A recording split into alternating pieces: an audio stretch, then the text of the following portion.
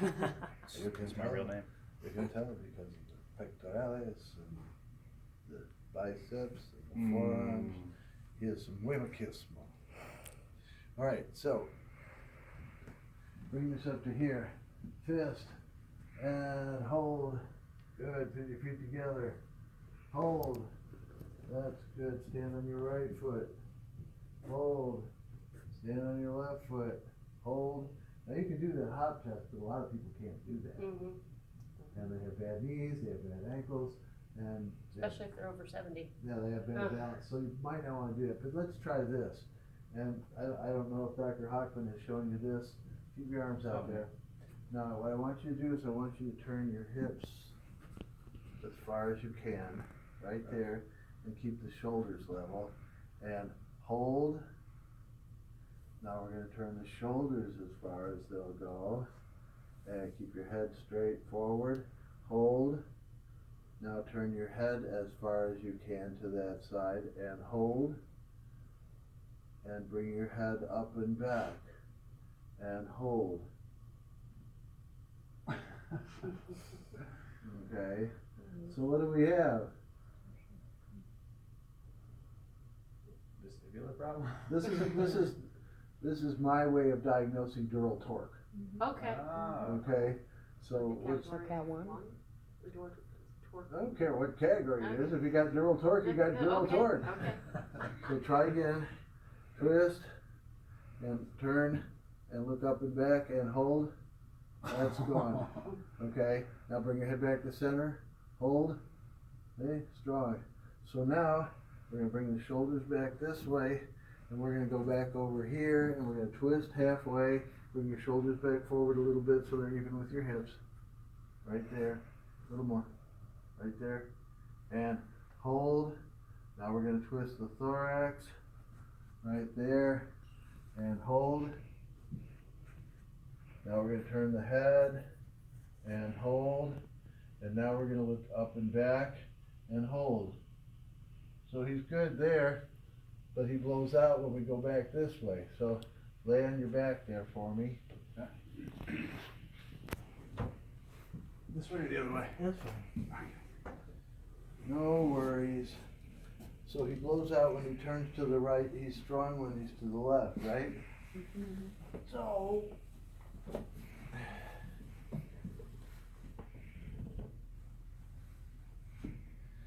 what we want to do, he's got holes in his ears, that's what's wrong. Come in here on that atlas right there. See how sore he is on that right side? Almost nothing on this side. Nada. Okay? So what we're going to do is I'm going to turn his head this way, and I'm going to bring my hand back here onto the occiput, and my fingers are pointing towards but not crossing over the occipitomastoid suture. Okay? And I'm going to hold the frontal rim right along here, the zygomatico-frontal area, and the parietal frontal line there, and I'm going to lock my finger right in there, right my thenar right in there, and cup the face. And you're going to take a deep breath, hold the breath, and gently turn your head to the right.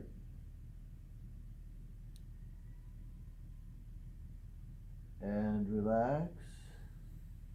Again, deep breath.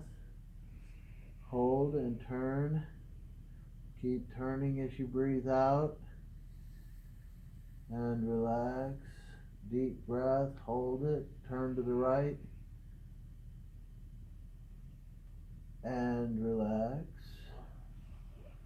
God, that sucks. Huh? That sucks. What's the matter? It's painful. On the Painful? left. Yeah. Left it. Like. Take a deep breath. Hold it. Turn to the left. And relax.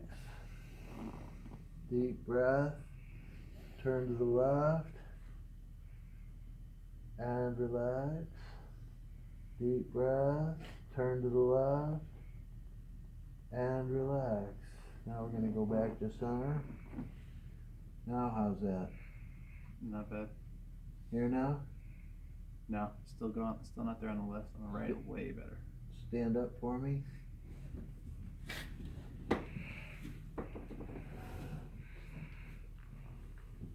Come on over here.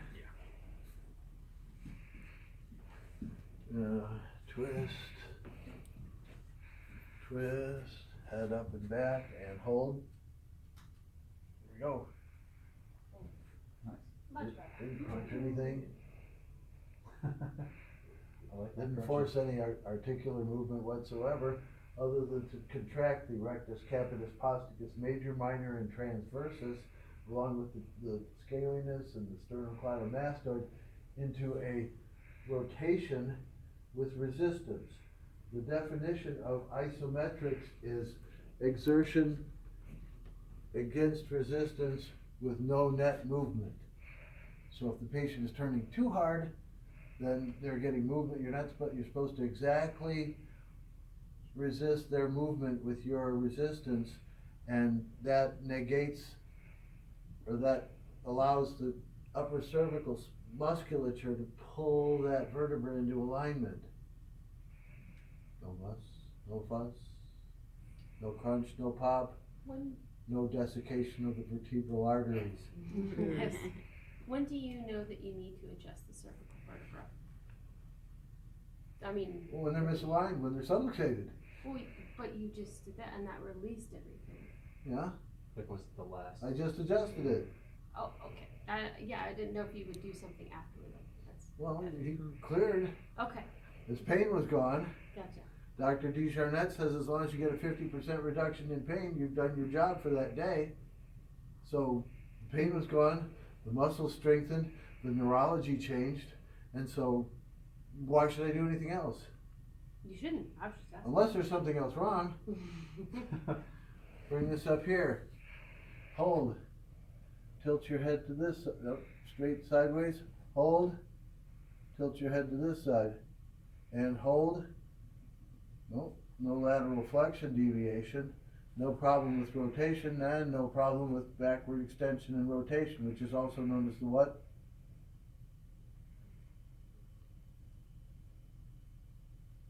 No. Torque? The orthopedic test. Oh. Maximum foraminal compression. Yeah. We always go by orthopedic tests. So what do we say? Positive, you know, in your report, positive maximum foraminal compression test on the right, producing myological weakness in the upper extremities at the deltoid muscle as a result of compression at C1, C2, and the occiput. Wow. Works for me. Documentation. And if I explain that to a medical doctor, what's he going to say? I understand.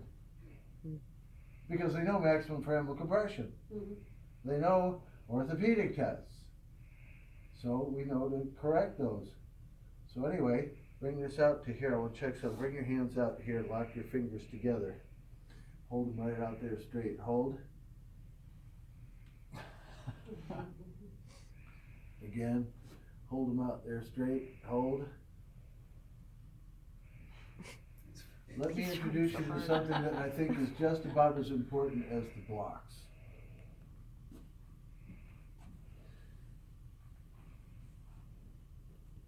You've heard of foot levelers? Mm-hmm. They suck. They are absolutely worthless. Okay? Anybody got a pair of foot levelers? Not on, but I have them. Yeah, they're absolutely worth. I had a patient in one time. This lady had a really high arch. Foot levelers are boilerplate. They take that little mold and they go to the shelf and they pull them off. They are not custom made. Let me introduce you to sole supports. They are developed by a man by the name of Ed Glazer. Ed Glazer is a podiatrist with a PhD in mechanical engineering.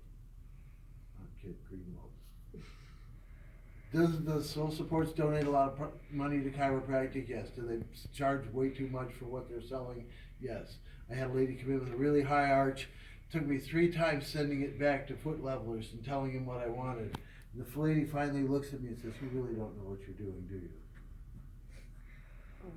Okay? principle behind these is the materials, flexibility and support, but at the same time, it's the way that we cast them. We do not cast them standing up because casting standing up casts the abnormality. We want to cast for a correction. So we do it in the seated posture with the patient sitting all the way out, and we put pressure on the knee down into the heel and across the fifth metatarsal and across to the great toe, to the first metatarsal phalangeal junction. There is never any weight put on the first metatarsal because that's the problem in foot pronation and neurological dysfunction associated with the feet that affects the skeleton all the way up. If you go to www.solepports.com, the website is incredible. An amazing amount of information. So anyway,